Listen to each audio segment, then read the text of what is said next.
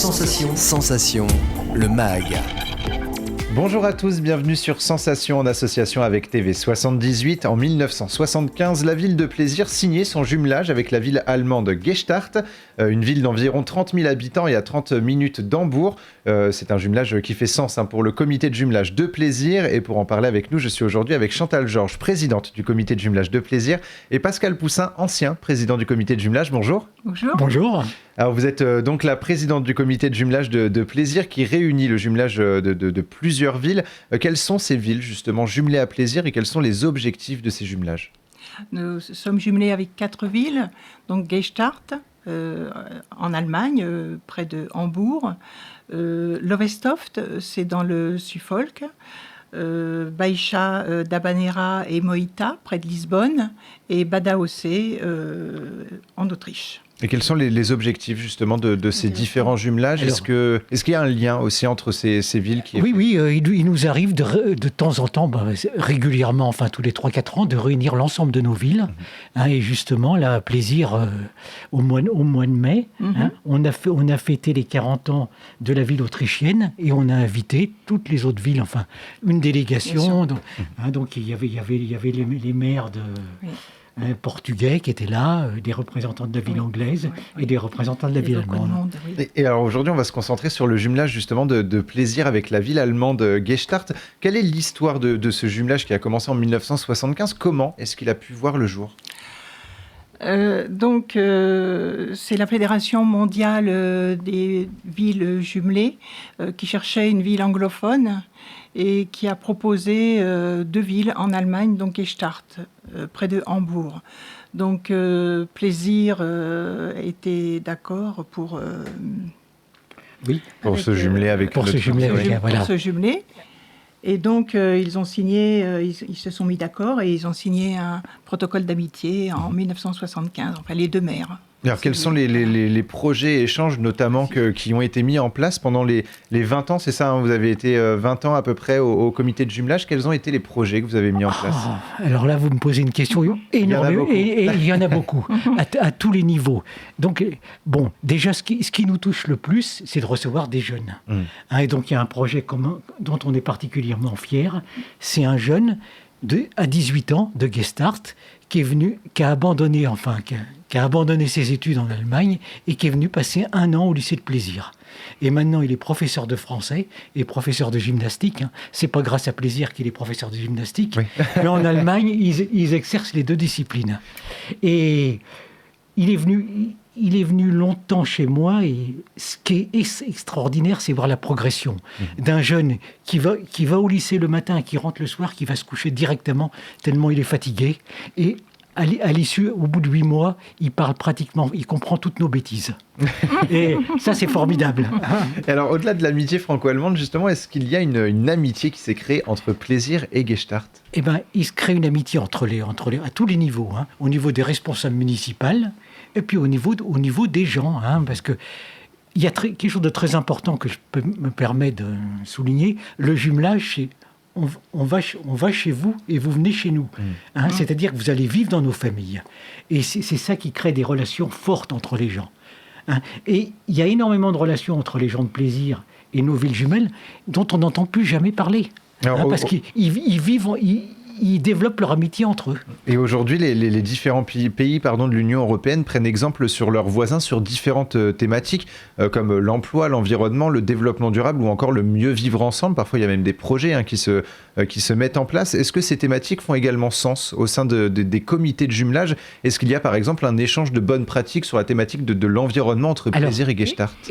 Écoutez, pas encore, mais on y a pensé et on pense à ça et ça fait partie des projets vraiment essentiels, parce qu'il faut trouver un projet qui fédère aussi bien nos élus que les habitants.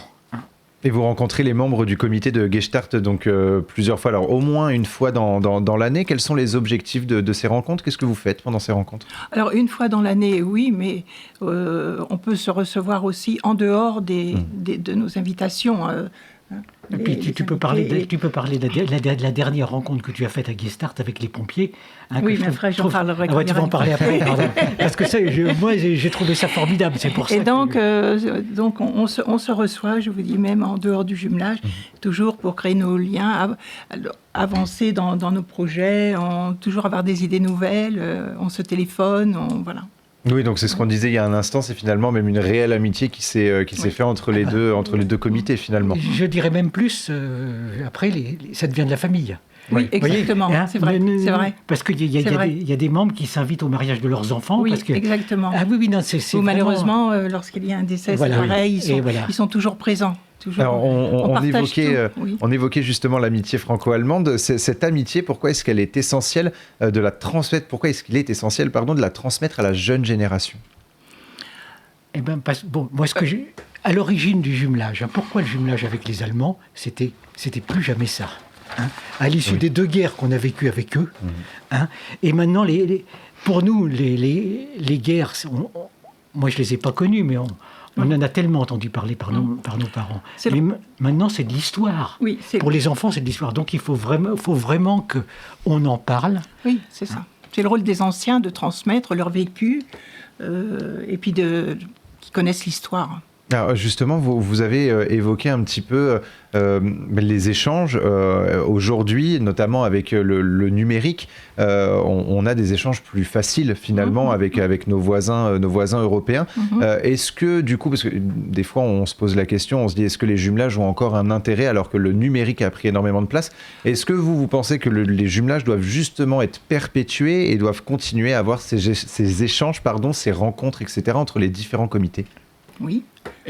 Oui, parce que déjà, on parle des échanges scolaires, ça, on y tient beaucoup. Des jeunes qui échangent pendant une année, pendant 2 ans, qui se rencontrent dans un tiers-lieu et qui passent une semaine ensemble, c'est mémorable, c'est fabuleux et ils en reparlent encore aujourd'hui. Alors vous venez d'évoquer justement les échanges scolaires entre les différents établissements.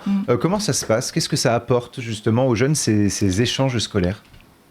Eh bien déjà, ils prennent des vidéos, par exemple leur petit déjeuner, ma maison, ma chambre, voilà. Et donc, ils se... Et puis ça apporte le vrai contact avec la langue. Oui. Il y a la découverte de la culture aussi. Les langues étrangères, c'est pas qu'une matière scolaire. Il faut arriver à faire comprendre aux enfants que c'est quelque chose de concret. Parler une langue, c'est essentiel. Oui. C'est essentiel et ça permet d'échanger avec des amis. Voilà. Et c'est ça le jumelage. On essaye de... Mais ils ont passé en 2019 une semaine extraordinaire où ils avaient loué des bicyclettes, ils sont allés en auberge de jeunesse, ils ont fait il y a eu des parcours, il y a eu plein de...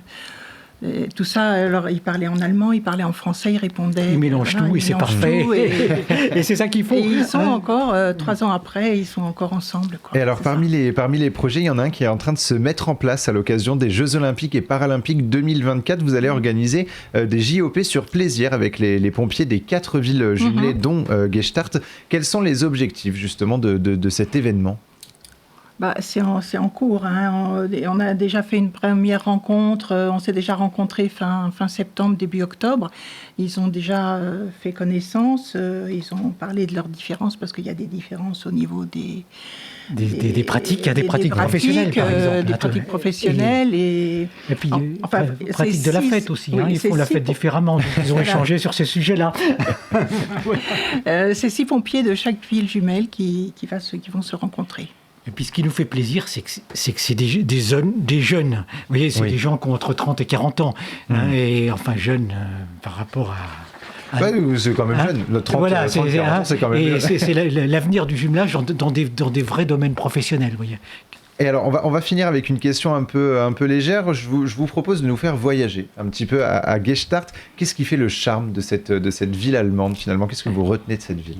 C'est vrai que c'est une ville très agréable, au bord de l'Elbe. Beaucoup de forêts, beaucoup de randonnées. On fait le vélo, il y a des pistes cyclables. Le nord de l'Allemagne.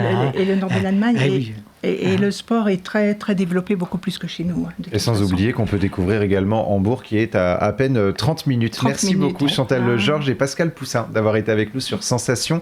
Pour plus d'informations, on peut se rendre sur le site jumelagedeplaisir.gimdofree.com. Et pour revoir ou réécouter cette émission, rendez-vous sur notre site et notre application Radio Sensation.